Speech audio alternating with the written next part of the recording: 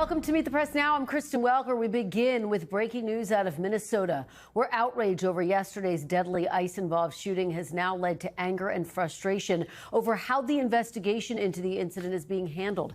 There are still major questions about what exactly happened and whether federal authorities acted appropriately. Today, state investigators said they are being shut out of the investigation after being told by the FBI that federal authorities would be solely responsible for conducting a review of the incident and that Minnesota officials would no longer have access to case materials, scene evidence, or investigative interviews. Minnesota Governor Tim Walz responding, demanding that state authorities be a part of the investigation. Minnesota must be part of this investigation. These are nonpartisan career professionals that have spent years building the trust of the community.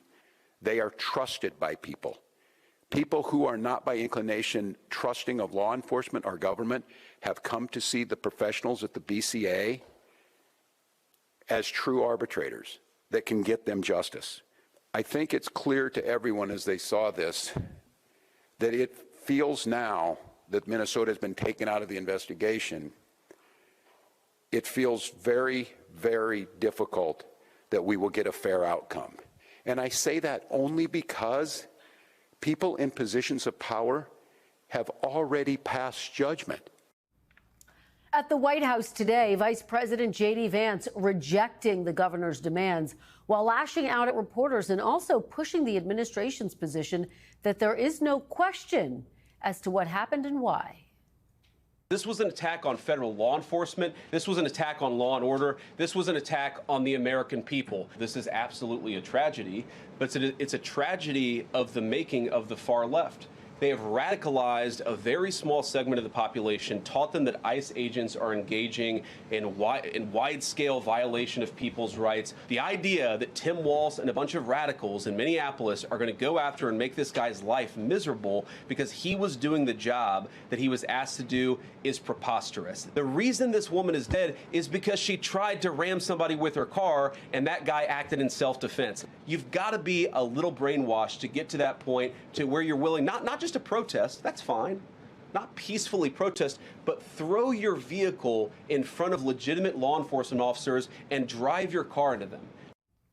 Now, despite the vice president's claims, there are multiple videos of the shooting that have led to multiple narratives about the incident, with local officials calling the shooting unjustified and federal officials saying the ICE agent was acting in self-defense when he fired 3 times into that moving SUV, killing the driver, 37-year-old Renee Nicole Good, a mother and a U.S. citizen.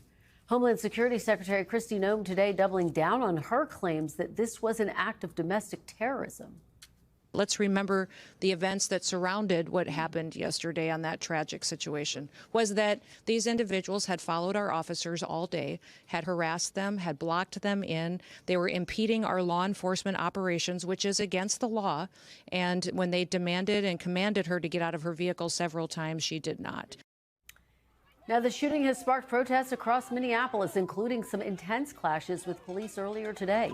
Public schools have been closed for the rest of the week. There are demonstrations scheduled in multiple cities this evening after yesterday's demonstrators gathered to speak out against the Trump administration's ongoing immigration crackdown. Joining me now to start us off, NBC News correspondent Stephen Romo in Minneapolis, NBC News senior Homeland Security correspondent Julia Ainsley, NBC News senior National Security and Intelligence correspondent Tom Winter, and NBC News White House correspondent Monica Alba. Thanks to all of you for being here. Stephen, let me start with you. You have been there on the ground in Minneapolis. We've seen these protests grow. What is the mood there right now? Yeah, Kristen, we saw some images there in your intro of the clashes that happened between protesters outside the federal building. Here in the neighborhood where that shooting actually happened, there have been protesters that have been gathered here all day long, and things have been peaceful. Occasionally they will start chanting, but that has been pretty much all we've heard from them. And speaking with Minnesotans here, though, they are outraged and surprised by the Trump administration officials that seem to have already concluded that the driver, Renee Good, intentionally tried to hit that ICE agent and that the shooting was justified. People I've talked to saying, hearing Secretary Noem just after the shooting, we heard her just a moment ago in that clip you played, call this domestic terrorism, but she first did this yesterday, just hours after the shooting, something that Minnesotans here are concerned about. Kristen? Well, Stephen, let me ask you, are you getting any reaction yet? We heard from Governor Walz there, but any reaction on the ground to the fact that the FBI is leading this investigation and local authorities aren't involved right now?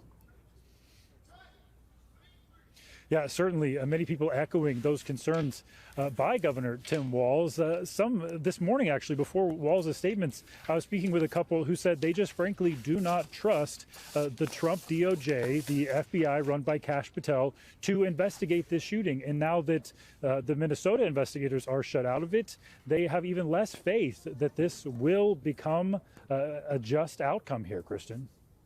All right, Stephen Romo on the ground in a very fast-moving Minneapolis. Thank you so much for joining us. I do want to turn to Julia Ainsley, who's here with me on set. So, Julia, it was notable the vice president came to the briefing room. I mean, that's a rarity, and it speaks to the fact that the administration is trying to get out ahead of this situation. And the vice president gave some new details about the background of the officer. I want to play that for you, get your reaction on the other side.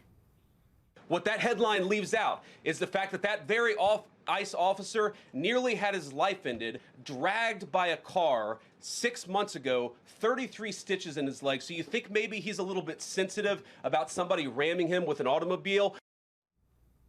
So that's what the vice president said today. What more are you learning about the officer's background? Well, that incident that he refers to happened in June in Bloomington, Minnesota.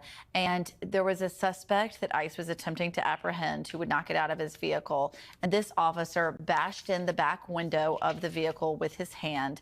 And then the driver took off and his arm was stuck between a seat and the frame of the car. This is according to court documents because that man was later charged with assault on a federal officer. Not domestic terrorism, mind you, as we have now heard, is now vehicle ramming meets that definition as of just yesterday.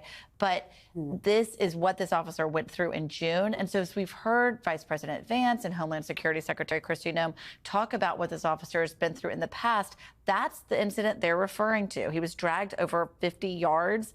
The person was swerving to try to shake him off. But when I talk to people within DHS, people who've been in ICE for a long time, they say that a lot of officers have been through some pretty grueling episodes and that they're taught that they need to identify if they think they're not up for the job, but that otherwise they are expected to walk into every situation with independence and not to treat one situation differently or basically be trigger happy. Well, it appears, based on the video, that the ICE officer was wearing some sort of a camera. What can you tell us? Does that video exist? Do we anticipate we'll see that? We've seen a number of different angles, we should note. Right. What it looks like to me, Kristen, and maybe you've seen a different angle, but that he's holding a cell phone. It looks like he's recording it on his phone, just a personal device. Maybe he was interested in what was happening and thought this needed to be documented. But as far as the body-worn camera policy goes, ICE did a pilot program under the Biden administration, and even with all the money in the beautiful bill, which made them the most well-funded law enforcement agency in the country, they still they didn't put any money toward body cameras. So it's still not a policy. It's very unlikely that this officer would have had a body camera because only about 20% of their workforce has them. But we would imagine that investigators would want to get a hold of any footage, whether that be on this man's phone, surveillance from maybe doorbell cameras that were in front of the vehicle. So far, everything we've seen is behind. Well, and one other twist to this, Julia, we learned today that DHS announcing it's going to send more than 100 Border Patrol agents.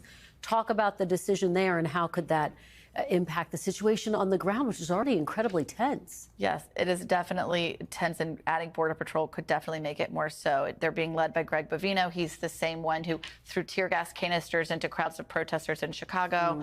His tactics in Los Angeles as well as Chicago ended up in federal lawsuits. And it was actually a reason why some immigrants who were arrested in Chicago had to later be released. But as far as the decision to move Border Patrol into Minneapolis, that actually came just hours before this incident. We were reporting that just yesterday morning, which now seems like a lifetime ago. But I do believe the idea of sending in 100, that is what we're hearing today. So that number could ramp up. Typically, they've sent about 250 Border Patrol into each city, and they already have over 2,000 ICE officers in the Minneapolis area, in addition to those who are regularly there. All right, Julia Ainsley, I know it's a very busy time for you. Thanks for Kristen. bringing us all your great reporting. We really appreciate it. Tom Winter, let me turn to you. It seems like much of the focus today has been on the fact that federal investigators are taking the lead on this investigation, and frankly, that local officials do not have a role right now. How unusual is it for state officials to be frozen out of an investigation like this? It's a bit of a complicated question to answer, Kristen, because typically the state does not have any automatic right to investigate be part of the primary investigation into a use of force involving a federal officer. You've got the federal component, you've got the state component to it. But to get to, I think, kind of the meat of your question, I have seen several instances where there's been a federal involved shooting where the results of that investigation are then given to a local prosecutor as well as the U.S. Attorney's Office in a way of kind of saying, look, put all of our cards on the table. We've investigated us being the FBI in this instance. We've investigated this issue. Here's what we found. And from there, sometimes it can be quite helpful for the FBI because they can, by their own procedure, by their own laws, cannot necessarily release certain information, but sometimes local prosecutors can. I'm thinking of the case of Ibrahim Todashev, who was shot by the FBI in an adjacent investigation of the Boston Marathon bombing. That case, there was a lot of information that came out, particularly in light of some misinformation that was coming out in that case that was really helpful for both reporters and the public. Tom, I want to ask you about something else that we heard from the vice president as I was discussing with Julia. He did make an appearance in the briefing room today, and he defended the ICE agent saying this. Take a look. The precedent here is very simple. You have a federal law enforcement official engaging in federal law enforcement action. That's a federal issue. That guy is protected by absolute immunity. He was doing his job. Do federal law enforcement officers have absolute immunity? Help us to understand a little bit about that, Tom. No, is the quick answer to the question. The federal law enforcement officers are held to the same bar as any other law enforcement officer in this country. And really, there's the idea of civil rights law violations under the color of the law, basically meaning if that federal law enforcement officer was to deprive somebody of their rights, in this case, their right to a life, their right to live, then they could be charged up into, if convicted, of the death penalty. So it is not a situation where just because somebody's a federal law enforcement officer that they can go around and do whatever they want to do purely because they have that badge or that shield. It's just not something that is absolutely rooted in law at all. Absolute immunity does exist. It is something that is real. It is something for prosecutors and for the judiciary, but it is. So everybody's clear on this issue. A federal law enforcement officer cannot just go around and do whatever they want with somebody else's civil rights. It has to be in the performance of their duty. And in this case, if this particular ICE officer is found to have violated the law, then they're going to be charged. If this is a particular instance where they ran afoul of, say, the use of force policy, the Department of Homeland Security, they could face job action as well as they could face charges. So, no, this individual is not merely protected just by that. All right, Tom Winter, thank you as always. We really appreciate your insights. Monica Alba, let me turn to you at the White House. Vice President J.D. Vance, as we've been discussing in the briefing room today, doubling down on what we heard from the president, which effectively was putting the blame on the driver, even though there's an ongoing investigation. Talk a little bit about what we heard in that regard. Yeah, and it's the vice president, Kristen, who has really been posting all day on social media about this and then came to the White House podium to share this, the fact that he believes there is, in his words, a sort of conclusion here about who this woman is, but cannot say why he is able to reach that conclusion. He stated that he believes she is part of this vast conspiracy of professional protesters and agitators. But when he was pressed by reporters, including our own colleague Kelly O'Donnell, for why he has made that assessment, he really said, well, when you look at these videos, what you see is what you get. That was his direct quote, essentially saying that people can watch this and then make their own assumption or assessment. But again, this is early days, early hours still on the investigation, but the White House seems pretty intent on making this about a moment where they are standing with this ICE officer, the vice president repeatedly saying that he believes he was acting in his own self-defense, and really talking about that past incident some months ago where, according to authorities,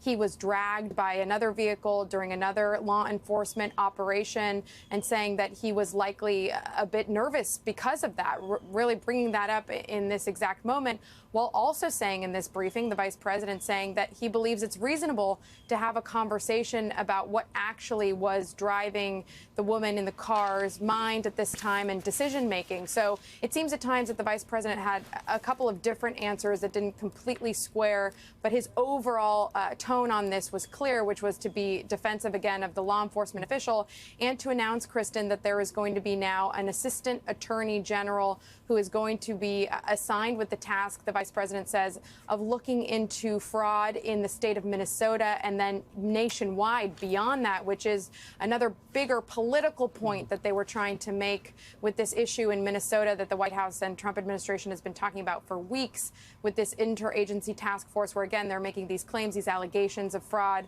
that they say there will be more information coming on soon.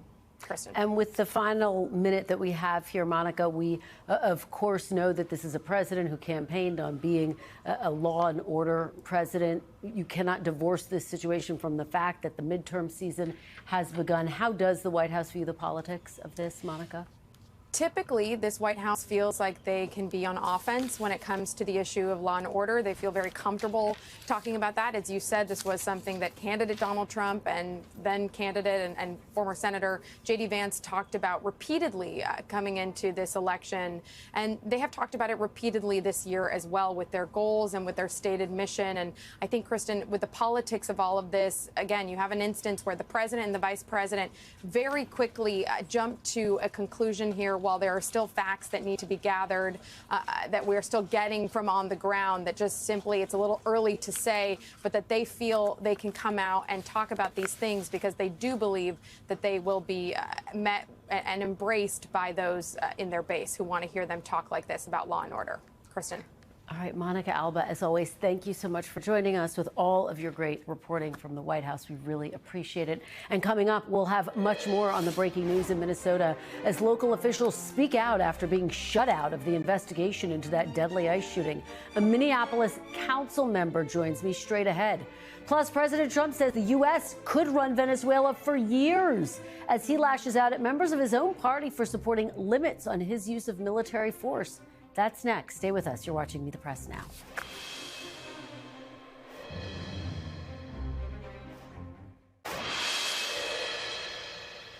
Welcome back. Turning now to new developments in the Trump administration's plans for Venezuela now that Nicolas Maduro is in U.S. custody, with the president now signaling the U.S. could be involved in that country for years to come, after telling me earlier this week in an exclusive phone interview that he is the top person in charge of Venezuela. The president gave a wide-ranging interview to the New York Times where he was asked how long the U.S. would be running Venezuela. Would it be 3 months, 6 months, a year, longer? The president replying, I would say much longer. It comes as lawmakers, including some in the president's own party, looked to rein in the president's authorities.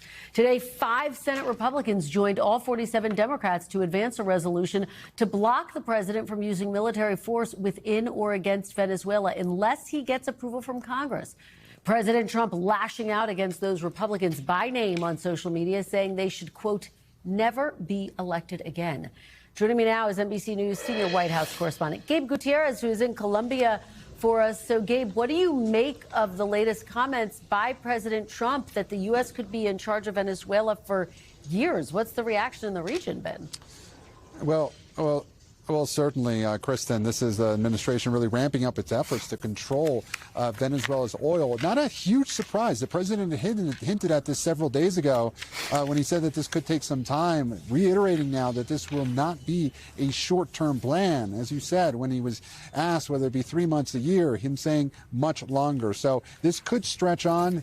White House officials have been repeating that this is something that will advance the national security interests of the United States, and certainly the infrastructure, the oil infrastructure in the country. Not a huge surprise, but certainly met with some concern around the region. Although here in Colombia, there does seem to be a sort of thaw in relations after some harsh words were exchanged between President Trump and Colombian President Petro earlier this week, Kristen. Well, Gabe, let me follow up with you about that, because the two leaders did speak. What do we know of what came out of that call?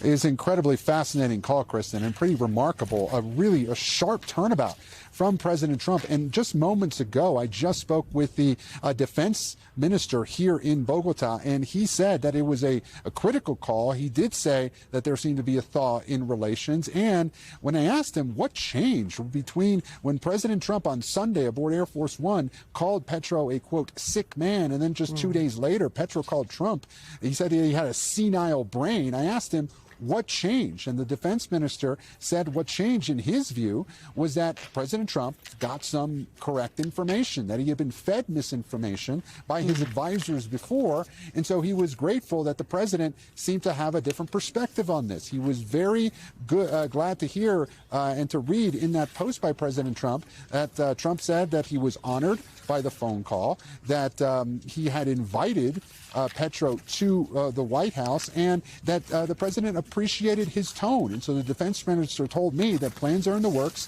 for Colombian officials, including himself, to travel to Washington in the near future to speak with President Trump. A dramatic shift from what we heard earlier in the week, Kristen. Certainly is a dramatic turn of events. Gabe Gutierrez, thank you for all of your phenomenal reporting from Bogota, Colombia. We really appreciate it. Joining me now is Democratic Congressman Gregory Meeks of New York. He's also the ranking member on the House Foreign Affairs Committee. Congressman, thank you so much for joining me. I really appreciate it. Good to be with you. So I want to start with the briefing that you attended yesterday about the United States actions in Venezuela. President Trump telling the New York Times the United States could be in charge of Venezuela for years. Is that consistent with what briefers told you? No, it's not. But, you go by with the president, because I've been used to now going in with briefers, and what they say turns out not to be accurate. What the president says is what they do, and then they try to clean up for the president. But ultimately, as we were told previously, we would not go into Venezuela. We're in Venezuela. Well, I want to get your take on the next steps that have been discussed.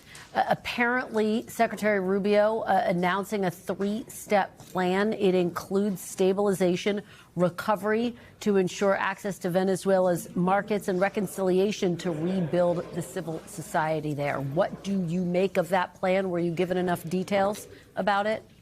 I didn't hear a plan at all, to be quite frank with you. Also, let me just tell you, have you heard democracy come out of the president's mouth one time? Think about where we were and what the president has talked about. First, it was all about drugs. Now we're really not hearing much about drugs. Then it was about regime change. Now they took away Maduro, which is not a bad, Maduro is not a good guy at all. He stole an election in that regards and been a terrible human rights abuser. But then only subsequent to that, he's only talked about oil and what he's going to do with the oil and how he's going to control the oil. Before he invaded Venezuela, he talked to oil men. Immediately thereafter, he talked to oil men. And the reason why he's saying that we're going to be there for years is because, as he said, he believes that's American oil. He doesn't care about democracy, what follows, or the people of Venezuela. That's why still, he took away TPS for many Venezuelans, and it looks like he may be pushing, we got a whole bunch of individuals throughout America, but especially in Florida. They are asking what's going to happen with our state, over close to 600,000 of them. He doesn't care about the people. He doesn't care about anything, apparently, based upon his own statements, other than oil. Congressman, let me follow up with you on that point. You clearly disagree with the public statements that we've heard from President Trump, but have you ruled out the possibility that Maduro's ouster could lead to democracy in Venezuela? Do you think that's a possibility? Yeah, look, the people, I've had a long-term relationship with the people of Venezuela. Fact of the matter is, you want to know the truth of the matter, I'm probably the only member of Congress that have had conversations directly with Maduro from way back 20 years ago, where he's, and subsequent thereto, the lies that he's had to me. But the people of Venezuela believe in democracy, and that's what they've been asking for. They go out and they vote. I have witnessed elections in Venezuela where people, opposition and chavistas, were lined up for hours waiting for the opportunity to vote. Just recently, in 2024, with Maduro as a dictator there, the Venezuelan people came out to vote in numbers, and the opposition won the election. That's the election that was stolen by Maduro. You know, so Maduro was able to do something that Donald Trump wasn't able to do. He stole the election in Venezuela. Trump was trying to steal the one here in the United States. Fortunately, our institutions prevented that from happening. But the Venezuelan people believe in democracy. That's what they want. They want their own country, and they want their voices heard. And if you give them the opportunity to vote, there had been an election. And Mr. Gonzalez was elected president in 2004. That's what they want. They don't want the United States to control their oil, their resources, or tell them what to do. They know that they want the opportunity to have free and fair elections. But and I hear what you're saying, that they want that. Do you think it is a possibility now, given that Maduro is no longer there? I think it's a possibility, because the possibility of having an election was there when Maduro was there. The problem was Maduro did not acknowledge the results of the election. You know, it was very similar to Donald Trump not acknowledging the results of the election here in America. There was an election that was free, that was fair, and that Maduro lost. Just like here, there was an election here that was free, that was fair, that Trump lost. Trump contended that the numbers, and if he had the opportunity to do what Maduro had in Venezuela, he would have done it here. The people, so yes, there have been free and fair elections. It's just that those election results were not recognized by Maduro. He disregarded them.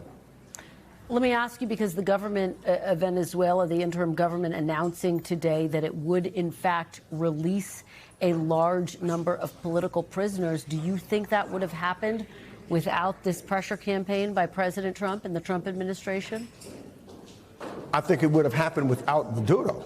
I think that if, in fact, the election had been where the people of Venezuela came out to vote in 2024, it would have happened then. I think the election before that with Maduro, again, you know, playing around with elections, it would have happened then. We would have had a good relationship in that regards, and working as we've had in the past, even with drugs, as far as sharing information, etc.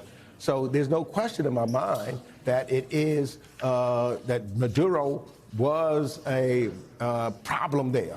But we do have rules, we have regulations that we need to take place. We have human rights to say that you're going to take the oil from Venezuela and put it to an offshore account, and you, the President of the United States, is going to decide who he's going to sell it to and who gets it. That's colonialism. That's not what the people of Venezuela wants. That is not the way to go about this. This is not the right and correct thing, and the people of Venezuela doesn't want it, and by God, I don't believe the people of the United States of America wants that either.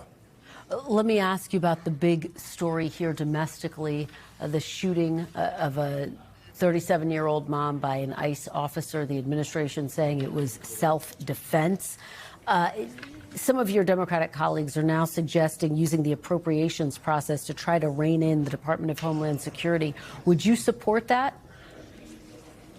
Yeah, look, what's happening on the streets by ICE. Here's individuals walking around in a mask, and if I look at what took place, you know, my eyes were not lying to me. There's more that I think that we need to see and know. But what my eyes saw on that video, it did not look, it looked like that the individual officer who shot that lady did not have to do it. It looked like a egregious act of which there need to be a complete and thorough investigation, and not the kind of situation where I'm hearing the Homeland Security Secretary saying, oh, it was the victim's fault here. There should be a complete and independent investigation. I would hope, you know, I know they want to try to prevent the Attorney General from Minnesota or others that would be on the ground to do that. Again, why would they not want that?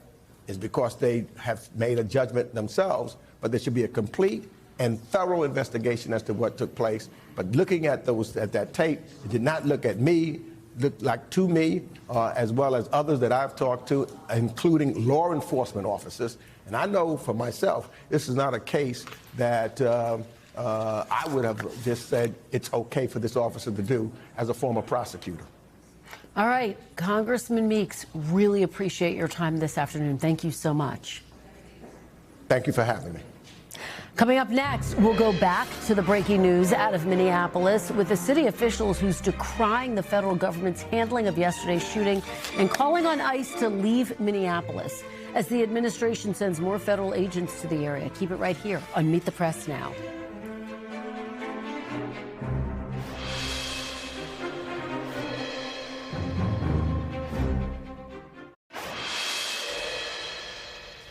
Welcome back. Joining me now is Minneapolis City Council member Aurin Chowdhury. Thank you so much for joining me. I really appreciate it. Yeah, thank you so much for having me. So I just want to start off. We obviously heard Governor Walz say he doesn't trust the FBI to conduct the investigation into this shooting. Of course, local authorities have been cut out of the case. Do you trust federal authorities to handle this investigation? I don't trust federal authorities to handle this investigation. The reason why I don't trust them is because after the killing of Renee Good, a woman in our community, a mother, someone who was doing legal observation, President Trump and Kristi Noem immediately went to saying that she was a domestic terrorist and that this was an act of self-defense from the ICE agent without any investigation taking place. And then additionally, we had an opportunity here to have the Minnesota Bureau of Criminal Apprehension be a part of this investigation. And it is startling that they are now taken off of it by the FBI, by the federal government. Well, I wonder if you can set the scene there, because obviously we've seen the protests grow, not only in Minneapolis, but in other cities across the country. What's the mood on the ground there, and do you anticipate the protests are going to continue to grow?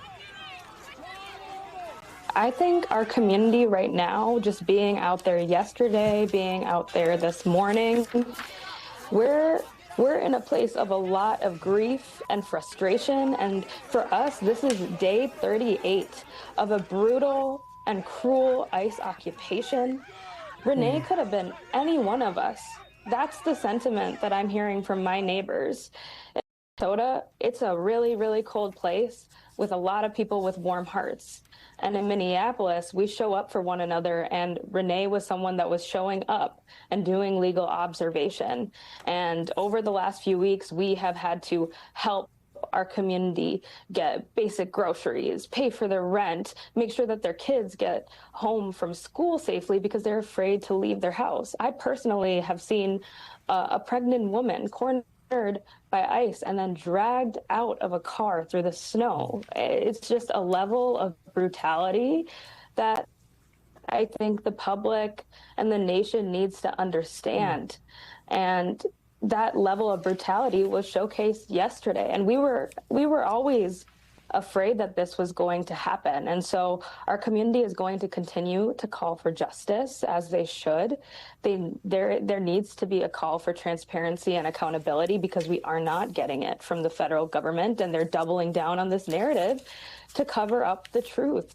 That they're doubling down on this narrative to say, do not trust what you see with your own eyes. And I'm really proud of the Minneapolis community, because they have been peaceful. They have been chanting and having vigils, and it's these agents on the ground that escalate. I watched an agent shoot someone at a point-blank range with a chemical irritant yesterday. I watched videos of ICE agents descend upon a public high school in my ward that I represent and unlawfully detain a public educator and shoot chemical irritants in the direction of teenage kids in our community. Let me ask you about what you think the response should be. Governor Walz said Minnesotans should respond with Minnesota nice instead of, quote, giving them the unrest they want. Obviously, you're praising the protesters for being peaceful. Is that a message that you echo? I think our community should definitely not take the bait that I think the federal government is putting out there. They're trying to create a narrative to justify more agents on the ground, the takeover of National Guard. I think in Minneapolis, we are a community that has been through so much grief and so much trauma. And we know that we have to hold on to each other in this moment. And we know that, like, our First Amendment, our voice, us showing up and calling out injustice is what moves the needle forward. And of course, our community is thinking about 2020, and we do not want to see our community, our local businesses, anyone feel any level of destruction. We're trying to achieve peace, and the actors who are disrupting and sowing chaos are these federal agents day in and day out. All right. Minneapolis Council Member Aurin Chowdhury, thank you so much. We really appreciate it. Thank you so much. Well, we want to take a turn now, go to Capitol Hill, the issue of surging health care premiums for millions of Americans. Any moment, the House is set to vote on a 3-year extension of those expired Affordable Care Act subsidies after 4 Republicans joined Democrats to force a vote to the floor late last year. That bill is expected to be rejected by the Senate, which rejected a similar measure last month. At least one bipartisan group of senators is searching for a way to break the congressional gridlock over health costs, but multiple sticking points remain, including Republicans' desire to keep Hyde Amendment protections, which bars federal funding from being used for abortion. Joining me now from Capitol Hill is NBC's Julie Sirkin. Julie, thanks so much for being here. So the House, we know, is about to vote on this measure that would extend subsidies for 3 years. How many Republicans are you anticipating might join Democrats in this vote? And would it be a protest vote? Well, Kristen, yes, it would definitely be a protest vote because, as you mentioned, this would go nowhere in the Senate. We know that because last month they tried to do this 3-year extension in the Senate. Only 4 Republicans voted for it, including Josh Hawley, who I talked to today, who said this will send a strong signal to the Senate that they have to do something. In terms of the numbers that we're looking at, 9 Republicans voted for the procedural step yesterday. 10 voted for the procedural step to this final passage of this bill earlier today. So we do expect a significant showing from Republicans. When you mention those 4 Republicans that signed on to sort of force leadership's hand in putting this discharge petition on the floor, there were more that wanted to sign on to it. And of course, in their districts, especially for Republicans who represent districts that Democrats won, that Kamala Harris won last cycle, this is really important for them, especially as we are now into January, and their voters know that those premiums are spiking. And Julia, we know that as the new year started, there were a bipartisan group of senators who were holding talks. Are those talks going anywhere? Are they any closer to actually striking a deal here, Julie? Kristen, there was an hour-long meeting that happened this morning. I was told by a person in the room that they did make significant progress. They are even hoping to have text as soon as next week, as soon as Monday or Tuesday of next week. There are some reforms to the ACA. Remember, that was sort of a red line drawn out by Republican leadership, at least in the Senate. They have income caps that they're talking about. It's a 2-year extension of those enhanced subsidies, so not quite the 3 years, as well as other limitations that they're putting on how these funds can be used, as well as the ability to use health savings accounts. Remember, that is something that President Trump brought up last year, at the end of last year, in order to get a deal moving. And also, Kristen, I did talk to Senator Lindsey Graham today, who said that as part of his Oval Office meeting with the president yesterday, they spent an hour talking about the Affordable Care Act. Senator Graham told me this is something the president could lead on and that he is engaged in bipartisan talks, and he wants Republicans to engage on this issue as well. Oh, that's good intel from that meeting, Julie. Let me ask you about the president saying he wants his party to be flexible on the Hyde Amendment. What's the reaction been there? Yeah, this was on Tuesday during his meeting with House Republicans. Look, that definitely caught lawmakers off guard, in part because this is one of the most important provisions to conservatives here on Capitol Hill. The Hyde Amendment has been something that has been in effect since 1976. It restricts federal funding, as you know, to be used for most abortions. And so Republicans are sidestepping the question when we've tried to ask him. But Speaker Mike Johnson did say, I'm not going to allow that to happen. So that, of course, is interesting. Kristen? All right. Julie Sirkin battling a very loud backdrop on Capitol Hill expertly. Thank you so much. We really appreciate it. Joining me now is our panel, Idris Kaloun, staff writer at The Atlantic, Amisha Cross, Democratic strategist and former campaign advisor to President Obama, and Pete Seat, former White House spokesman in the George W. Bush administration. Thanks to all of you for being here. Idris, let me start with you. You know, it's interesting. If there is a deal, Democrats have been fighting to have these premiums extended. Does it take away one of the big arguments the Democrats were, quite frankly, hoping to make on the campaign trail, or will they campaign on it anyway? How do you see it? I think it's kept in the news, and I don't know that it's going to be resolved anytime soon. It's quite a circle to square. The president is probably going to veto anything that might come out of the Senate as well. So, you know, that's a tough thing to surmount. But what Democrats are hoping to talk about is that premium costs are going to double for families who are on the Obamacare plan, and the number of people who would probably go uninsured might be an extra 3.5 million. So I think they're going to keep talking about it. You see, even when Hakeem Jeffries is asked about foreign policy, he pivots to health care. It's really the thing that they want to talk about. Amisha Cross, how do you see this? If there is a deal, which is uphill because the devil's in the details, do you think that would weaken Democrats' argument in the midterms, or do you think they still go in the midterms with a strong deck? Well, I think that it would. However, I don't think that there is going to be a strong deal made. And what we do know is that premiums are already going up. Many families have already seen that. Several are unemployed or underemployed, so they know what this is. And realistically, the majority of people who benefit from the ACA are from red districts. These are people who voted for Trump, in many cases, not once, not twice, but 3 times. They know who is in leadership, and they are also very frustrated that they're not going to be able to get the care that they need. Right now, we know that the flu is surging across the country. A lot of people recognize that health care could not be more important. And I think that for Democrats, yeah, they're going to hammer it home because it also flows very well into that affordability metric that everybody's talking about. Pete, how do you see this, your reaction to what Amisha's saying? And is there some consternation in Republican circles about Democrats campaigning on this, particularly when you saw at the end of the year, polls show that a majority of Americans did blame Republicans for the shutdown? There's certainly consternation among those House Republicans in battleground districts who want to try and insulate themselves from any potential political fallout. But in the Senate, the story is about the failure of Obamacare.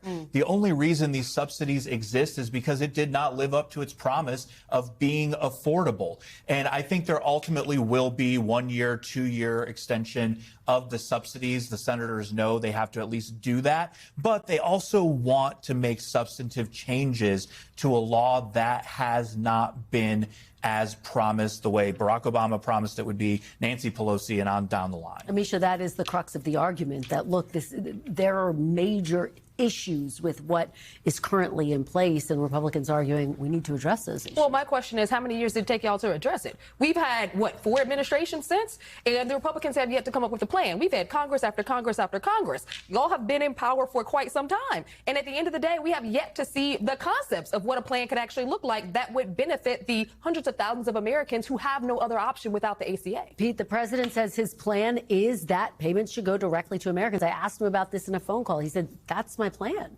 Right. And I think there's a lot of Republicans who are supportive of that, including some of the provisions that were mentioned on that report from Capitol Hill, because something needs to change. And Democrats keep standing alongside Obamacare when they themselves know that it has been a failure. Again, these subsidies exist only because it has failed. But we haven't seen anything better, is my point. I can concede that Obamacare could be better. But what I will also offer is that the Republicans have not come up with what that better is. And it is not individual checks to Americans. Because at the end of the day, if you or I goes to the hospital tomorrow, a $2,500, $5,000 check from a Trump check is not going to help you. We know that these costs are way too high. All right, let me pause that, and I do want to get in this part of the conversation, which President Trump gave this wide-ranging interview to the New York Times, and he said something that was really notable about how he sees the limits on his power. This comes, of course, as the U.S. has gone into Venezuela and taken out Nicolas Maduro. It also comes as today 5 Republicans voted to advance a resolution to block President Trump from more military action in Venezuela without congressional approval. This is what the president told the New York Times when he was asked about the limits of his power. He said, yeah, there is one thing, my own morality, my own mind. It's the only thing that can stop me. What do you make of that? And not necessarily a surprise, but notable to hear him say that. I think that he is saying something that American presidents haven't said explicitly, even if that's how they've operated. I was thinking about how many times has an American president been stopped from doing a foreign policy, a goal of his, by international law as it exists. And maybe you guys can think of some examples. I can't think of them. You know, in the Iraq War case, you try to get the UN Security Council to go along with you. But, you know, the example of the Panama invasion that deposed Noriega, H.W. Bush did not have authorization to do that, and he did that anyway. The fact of the matter is the long history of Americans, presidents dealing with foreign policies, that they do what they like. Congress is supposed to restrain them through the War Powers Act and other things. That really hasn't functioned that well. International law is supposed to constrain the great powers from doing what they want, and that hasn't really worked that well. So most presidents aren't as flagrant about saying this, but I think that what he's expressing is actually how American presidents operate. Amisha, what do you make of that? We've certainly seen Democratic presidents take action against other countries without seeking congressional approval. I think there's some truth to it, especially because America's national interest or international interest is one of the prime factors in the majority of cases, be it whether it's oil or something else. But the issue I take with the language that he's using here is his own moral compass.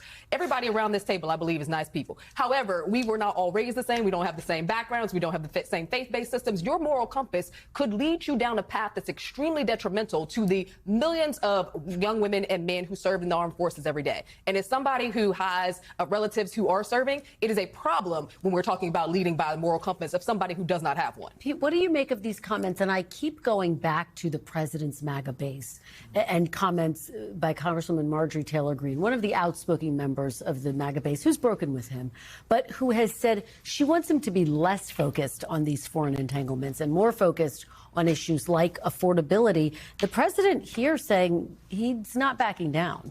Marjorie Taylor Greene is clueless and does not appreciate the burden of American leadership, a burden that we willingly sought and embraced post-World War II. That's the first thing. The second thing, when it comes directly to President Trump, is typically presidents view themselves as occupants of the presidency, of the office. President Donald Trump sees himself as the office. You cannot divorce him from the presidency. He also leans into the fact that it's called the executive branch. He believes that he is a preeminent branch of the government and has learned that it takes courts a long time to catch up to him. And if he moves, they're not going to be able to stop him. It's a really important point. What we are seeing, I think, in the second Trump administration is a president testing the limits of his power. We're seeing it play out in the courts, the Supreme Court currently weighing whether to uphold his tariff policy. Great conversation, guys. Thank you so much, Idris, Amisha, and Pete. Really appreciate it. And still to come, the very latest in the president's pursuit of Greenland, as U.S. allies and some Republicans in Congress respond with alarm to the administration's intentions to seize the Danish territory with military force if needed, the president says. You're watching Meet the Press staff.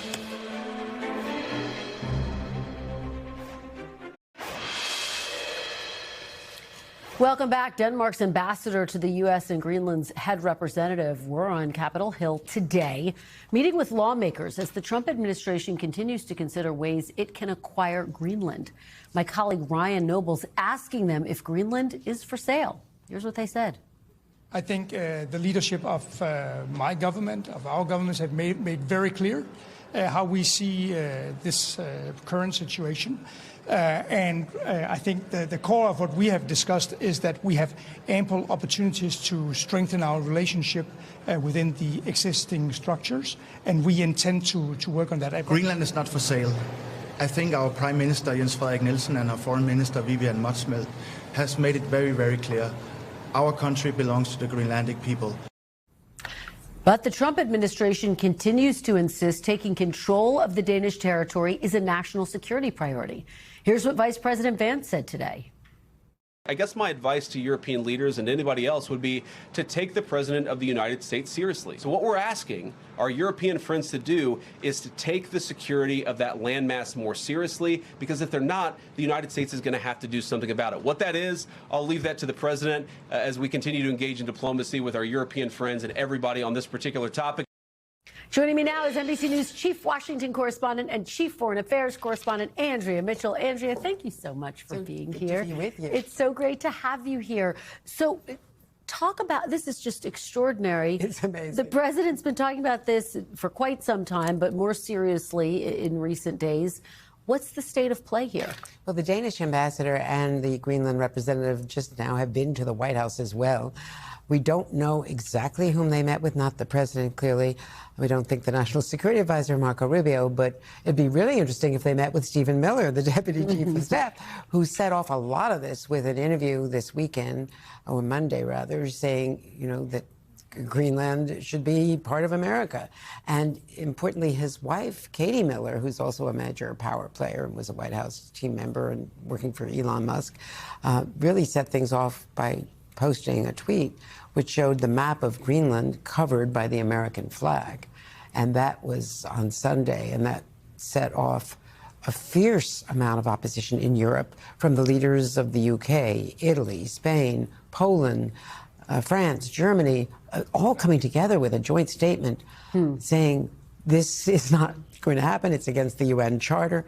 And now today, President Macron, meeting with all of his ambassadors who were gathered in Paris, saying that the US and China now think that they can rule the world imperially. I mean, a blast against the US and China. So the Europeans are looking at this as breaking up NATO. Well, and to that point, Andrew, I mean, what do you make of the administration's argument, and what's the reaction been to the administration's argument that it is in the U.S. national security interest to counter Russia, to counter China? How are European allies responding to They're that? saying, fine, you know, the Danes are there. It's a NATO encampment. You have a base. There were thousands of troops from the U.S. for years on that base. Build it up. Take more bases. We've offered you more bases. You now have only 200 troops there. You've drawn down exactly where J.D. Vance himself went in the northeast, I think it's the northeast part of the country, but in a remote part of Greenland, of the territory, Danish territory. So send your own troops to your own bases. This is a NATO territory owned by a NATO ally. And if you attack militarily a NATO ally, then you are breaking NATO, and it's not for sale. And importantly, Senator Wicker, the Republican chairman of Armed Services, said today after meeting with them that this is not something that the U.S. should do. We have less than a minute left, Andrea, but what's the latest on the talks? We know Jared Kushner, Steve Witkoff in Paris trying to get that deal between Ukraine and Russia potentially back on track. What are you hearing there? Yeah, very briefly, there's talk that they may now be going to Moscow, that there was talk about, there's definitely a memorandum of understanding the British, Starmer and Macron have signed that they will put troops on the ground in Ukraine to monitor a ceasefire, and they're hoping for American guarantees that that were obtained by Zelensky from the president himself in Mar-a-Lago.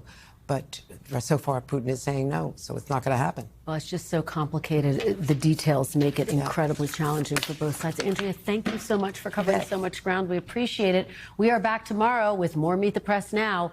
There's more ahead on NBC News Now. We thank you for watching, and remember, stay updated on breaking news and top stories on the NBC News app or watch live on our YouTube channel.